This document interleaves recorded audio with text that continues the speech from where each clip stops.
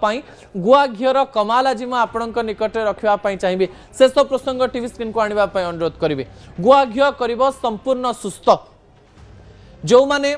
Heart surgeon रही जो माने कैंसर उपर रिसर्च करुँच अंकोलोजिस्ट रही जो माने डायबेटोलोजिस्ट रही से माने गुआ घी को नहीं विभिन्न समय विभिन्न तथ्य दियंती सेमानकर कहवा कथा हेउची जे घरे आपण रिफाइंड ऑयल व्यवहार करंतु नाही ता बदल में सोरिष तेल एवं घी व्यवहार करंतु किंतु अनेक डाक्तर एया भी कहवा पई चेष्टा करिसंती जदि खाद्य रे जणे घी व्यवहार करुची जणे जदि तरकारी करबा समय रे घी द्वारा तरकारी व्यवहार करुची रुटी जेतेबेले जणे खाउची रुटी रे जदि गुआ घी लगेइकरी खाउची ता शरीरर फैट बर्नर भाव रे काम करिथाय शरीर रे गुड फैट जीवा सहित शरीर विभिन्न प्रकार रे सुस्थ रुहे। आपण जदि रिफाइंड ऑयल एवं सोरिष तेल को संपूर्ण रूप से बंद करी गुआ घी केवल घरे व्यवहार करती ताले शरीर आपणकर संपूर्ण सुस्थ रहिबा सहित आपणक शरीर रे कोलेस्ट्रोल देखा देबो नाही। आपणक शरीर रे